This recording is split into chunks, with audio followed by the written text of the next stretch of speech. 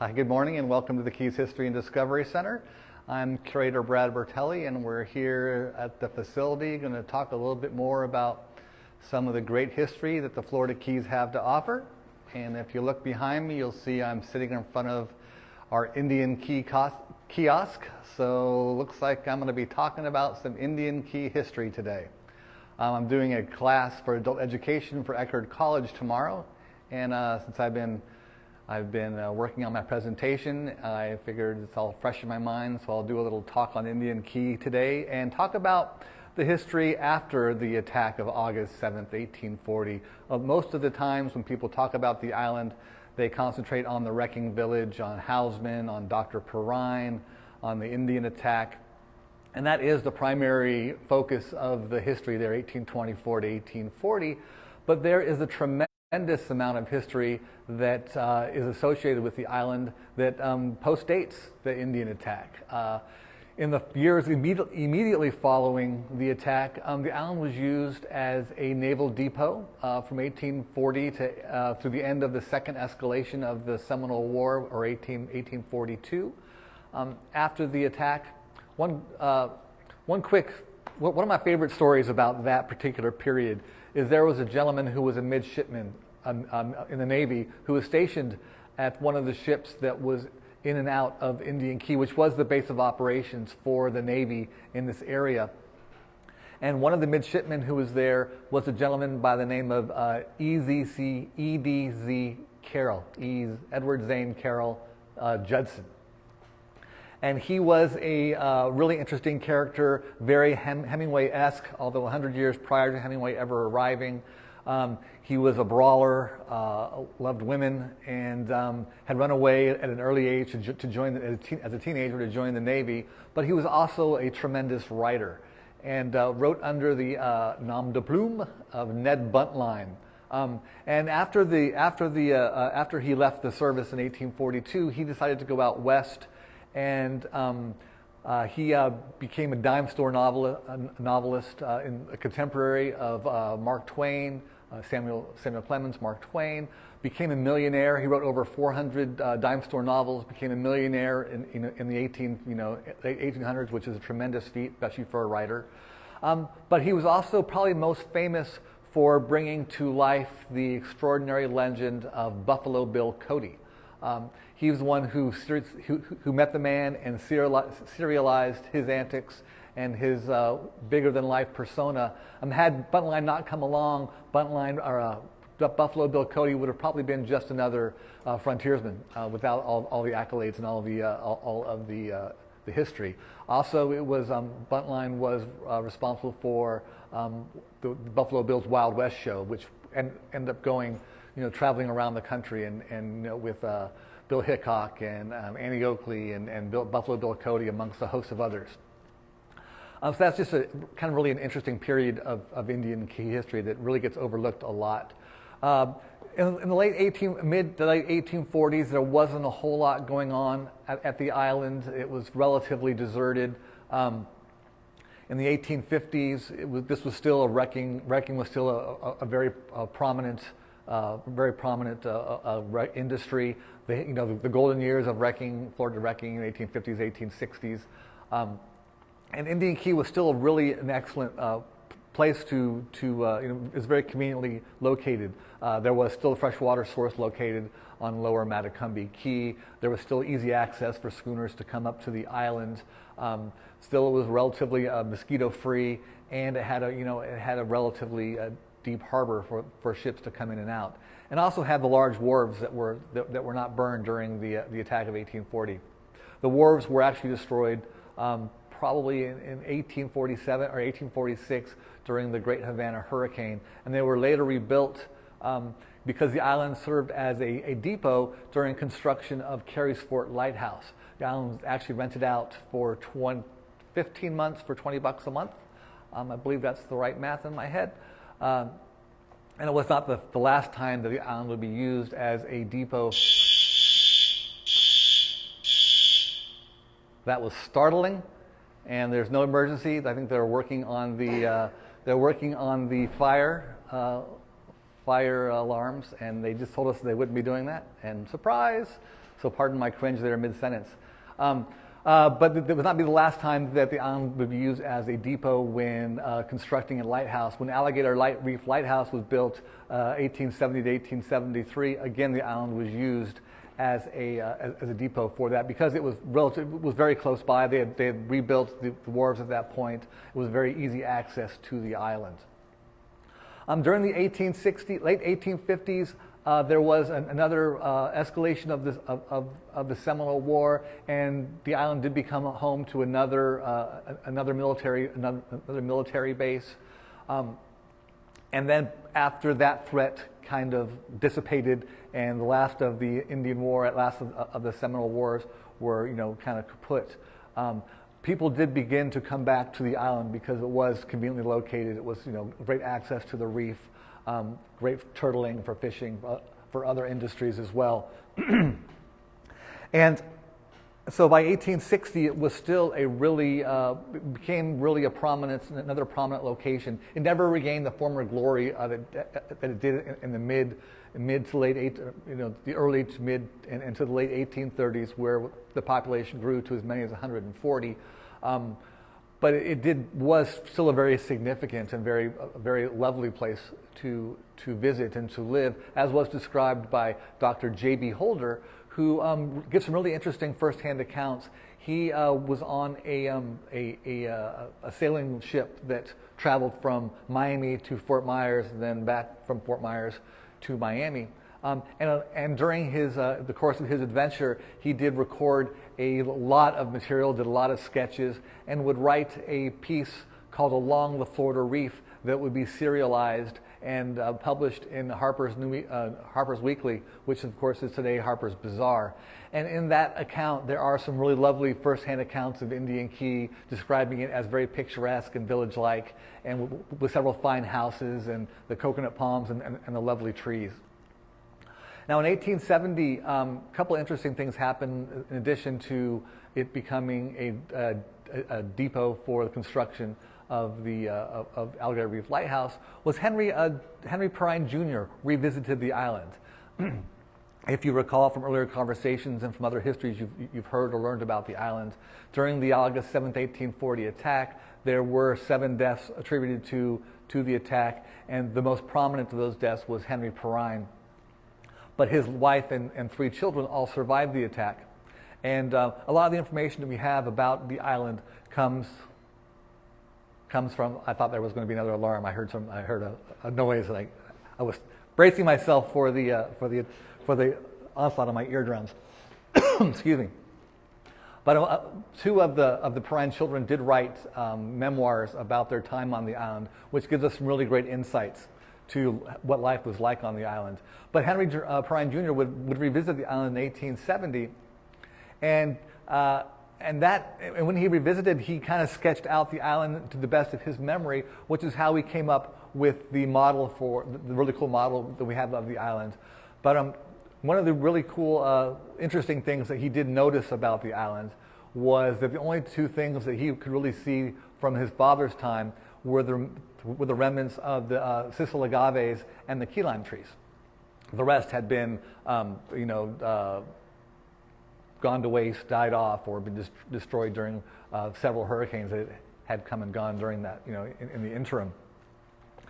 But in 1870, there's also a U.S. Census that was conducted, which provides some really revealing information about the island. There were a total of 133 people living in all of the upper keys: Key Largo, Windley Key, Plantation Key, Upper Matecumbe, Lower Matecumbe. With the vast majority, just about half the people living on Key Largo, 61 I believe, which was, of course, Key Largo being the largest of the islands in all of the Florida Keys. But what is interesting is that 46 people were recorded as living on Indian Key, making it the second largest population of people on the island, in the Upper Keys. By comparison, Upper Matecumbe Key, which is today, of course, the heart of Isla Morada, had a total of 13 people, 11 being of the Russell family.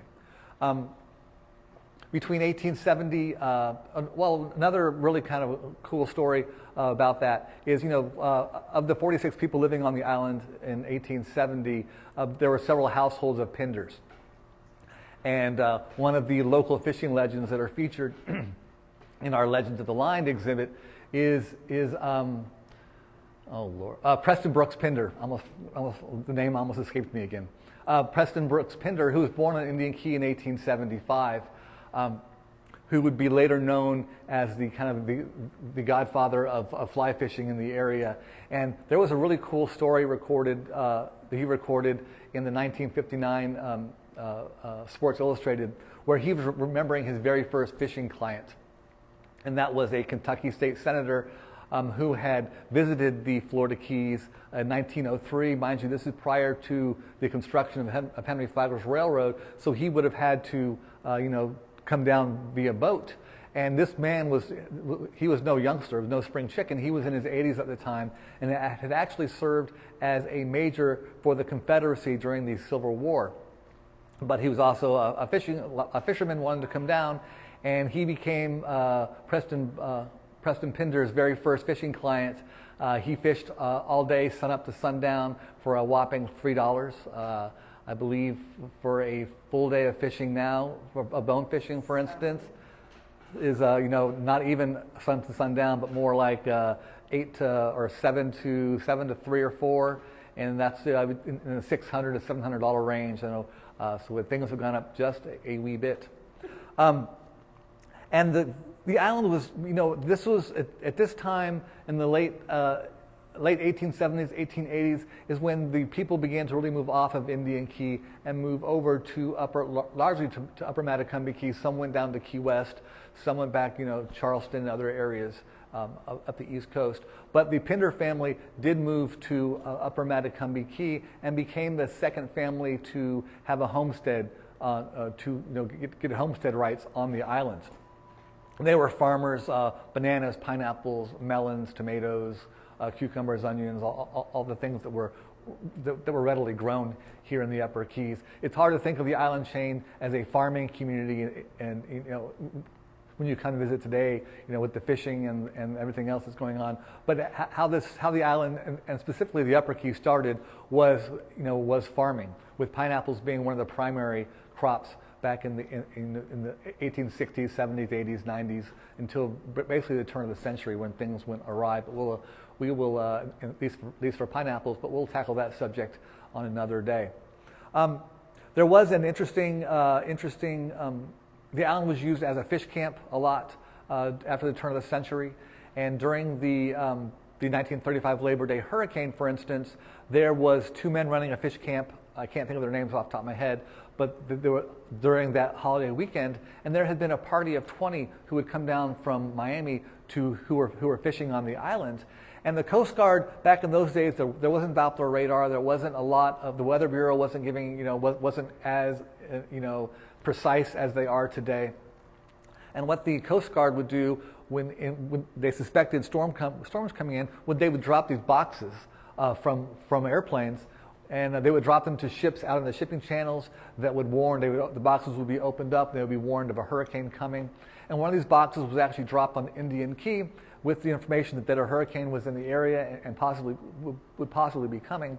And the party of 20 took heed of the warning, and they packed up, went back to the mainland, and then drove home to Miami and were safe and sound. Sadly, the 2 guys that were running the fish camp on the island at the time ignored the warning, and both perished during the hurricane. One was found washed up on Lignum Vitae Key, and the other one was dead, obviously. And the other one was found kind of curled onto or with a broken back, kind of draped over one of the cisterns on the island. Happy stories. Another hurricane. This one kind of one of my favorite stories, which comes from Terry Stark, who was their family was one of the earliest residents of Lower Matecumbe Key. They actually built what's today called the Hungry Tarpon, which was their bait house, the family bait house. But after Hurricane Betsy in 1965, Terry and his wife Ann were walking around Indian Key. I believe Ann was with him. not positive, but was exploring the island of Indian Key, and he came upon what looked like a coconut sticking out of the ground. And he began to unearth it, and what he did was he unearthed an entire skeleton that was complete. And he didn't have a camera with him, couldn't take pictures of it, but he kind of, bared it, covered it back up, and then went back home with the idea of coming back. And he did come back 2 weeks later. And when he came back 2 weeks later, he found the gravesite, but it was now empty. And in the gravesite, all that was left were a couple of teeth. And he did take one or two of the teeth and put them in his pockets. But as he was going back from Indian Key back home to Lower Matacumbe Key, a storm whipped up, and his pocket ripped. The tooth fell out, and that was all the last of the evidence of the skeleton that had once been on the island, that has been now probably in someone's private collection, doing nobody any good because no one can appreciate it. And that's the problem with people who go and take these things from these archaeologists or treasure hunters who travel these places and retrieve these artifacts. They kind of lose their meaning because we don't have the information of how and when they were, where they were found. They get stuffed in private collections where the public cannot appreciate them, and which is a sad but constant fact. That's kind of a cool skeleton story. Of course, not the first time or the last time that a skeleton would go missing from Indian Key. In 1970, 1971, the Indian Key was purchased purchased by the state, and it became the first historic site purchased by the island or by the state, and became Indian Key Historic State Park. Now, one of the archaeologists for the state came and investigated the island. His name was Henry Baker, and he actually found a small Indian mound there, and within the Indian mound there was a skeleton that he found, a complete skeleton, and then he left that skeleton there. He did retrieve other things that were in the Indian mound, some pottery sherds, some buttons, as well as an 1819 2-cent, I think a 2-cent penny, but he left the skeleton in situ. He left it where it was. When he returned to the site later on, someone had come and taken the skeleton, and now that one too has disappeared and gone.